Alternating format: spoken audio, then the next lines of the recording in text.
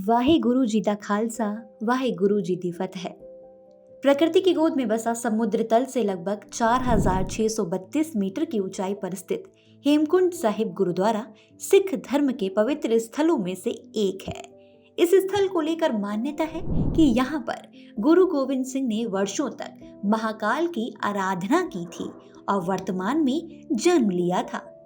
हिमालय की गोद में बसा हेमकुंड साहिब सिख धर्म के पवित्र स्थलों में से एक है। इस स्थल को लेकर सिख धर्म के श्रद्धालुओं का मानना है कि यहाँ पर सिख धर्म के 10वें गुरु यानी गुरु गोविंद सिंह साहब ने पिछले जन्म में वर्षों तक महाकाल की आराधना की थी और वर्तमान में जन्म लिया था। यही वजह है कि सिख धर्म के लोगों का इस गुरुद्वारे को लेकर अगाध श्रद्धा है और वह तमाम दिक्कतों के बाद भी यहाँ पहुँचते हैं। उत्तराखंड के चमोली जिले में स्थित हेमकुंड साहिब गुरुद्वारे को सिख धर्म का सबसे कठिन तीर्थ यात्रा माना जाता है।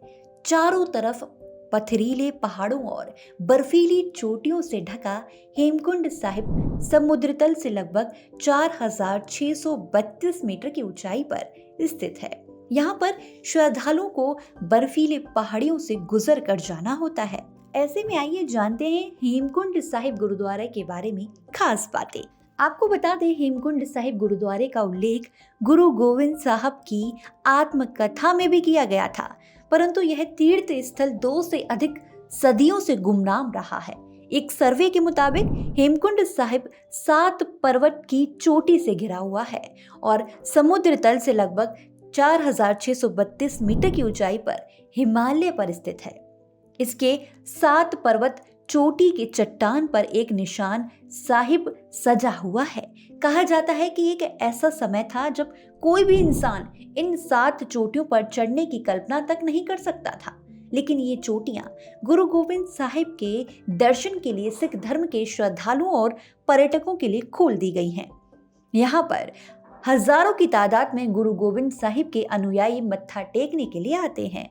प्रकृति की गोद में बसा यह गुरुद्वारा देश विदेश के पर्यटकों को भी अपनी ओर आकर्षित करता है। गढ़वाल के चमोली जिले में स्थित गुरुद्वारा श्री हेमकुंड साहिब सिख धर्म के पवित्र स्थलों में से एक है। यहाँ पर सिख धर्म के 10वें और अंतिम गुरु श्री गुरु गोविंद साहिब ने अपने पिछले जन्म में ध्यान साधना की थी और वर्तमान में जीवन लिया था।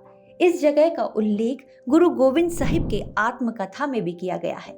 स्थानीय लोगों द्वारा इस स्थान को लोकपाल के नाम से भी जाना जाता है, जिसका अर्थ है लोगों का निर्वाहक।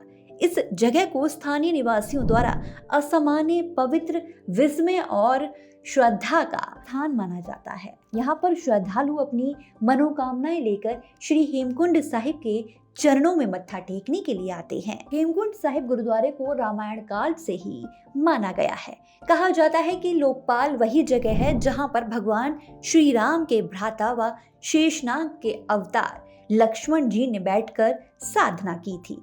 यह जगह लक्ष्मण जी के मनभावन के रूप में भी जानी जाती है।